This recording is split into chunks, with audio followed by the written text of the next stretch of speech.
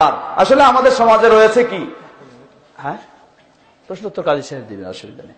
আমাদের সমাজে এমন নিয়ম রয়েছে কি, মাহফিল আমরা শুনি দীর্ঘ রাত পর্যন্ত, কি বলেন ঠিক না? তবে যেদিন মাহফিল শুনি সেদিন তো আমাদের ফজরের নামাজ মাফ হয়ে যায়। হ্যাঁ, মাফ হয় না? এত রাত পর্যন্ত মাহফিল শুনলেন, ফজরের নামাজ মাফ হবে না, তাহলে মাহফিল শুনে কি লাভ? আপনি খুব সুন্দর কথা বললেন যে নামাজ ফরজ, মাহফিল ফরজ নয়। এটা তো মুখের কথা, বাস্তবের কথাটা কি?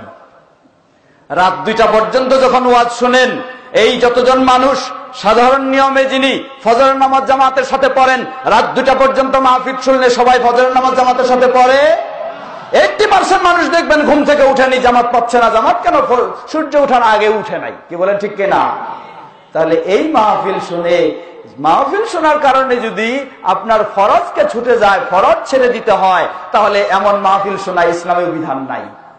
এমন মাহফিল শোনা ইসলামের বিধান নাই। এই জন্য সাধারণত আমরা 12টার পরে আলোচনা করি না।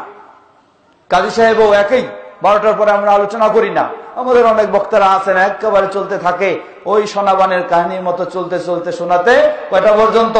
রাত 3টা পর্যন্ত নিয়ে যায়, তারপর ছেড়ে দেয়, আর ফজর সবারের জন্য মাফ করে দেয়। কখনো হতে পারে না এটা। এখন সুন্দরভাবে আলোচনা শুনতেছেন, কোরআন হাদিসের পরিচয় দিচ্ছেন কিসের? মুমিনের না? কে বলেন মুমিনের পরিচয় দিচ্ছেন কিনা? কিন্তু যদি ওই ফজরের সালাত আপনি ঠিক মতো না ধরেন, তাহলে পরিচয় আর মুমিনের থাকবে?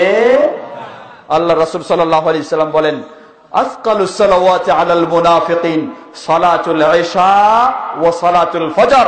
মুনাফিকদের জন্য সবচেয়ে ভারী সালাত হলো কোন সালাত? এশার সালাত। আর কোন সালাত? ফজরের সালাত। আপনি ওয়াজ শুনলেন খুব মজা করে, আর ফজরের সালাতে যদি উপস্থিত না হন, পরিচয়টা আর মুমিন হিসাবে থাকবে? হয়তো আমাদের মাঝে কেউ কেউ এমনও আছেন ভাইরা, তারা মনে করছেন যে আপনি শুধু এশা আর ফজর নিয়ে চিন্তা করছেন, আমার তো বাকি 3 ওয়াক্তেরও কোনো খবর নাই। নাউযুবিল্লাহ। কোন মুসলিম তার জীবনে সালাত বাদ দিতে পারে? কখনো নয়।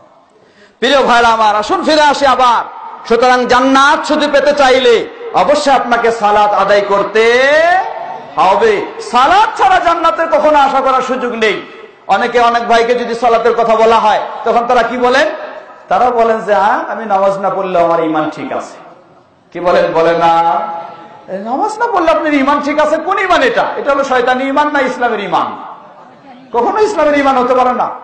ওই শয়তানি ঈমান যারা কি করে, আল্লাহ আল্লাহ জিকির করে, আর একতলা 2 বাড়ায়, আর বলে যে এটাই হলো ইবাদত, আর নামাজের কোনো দরকার নাই। এই শয়তানি ঈমান।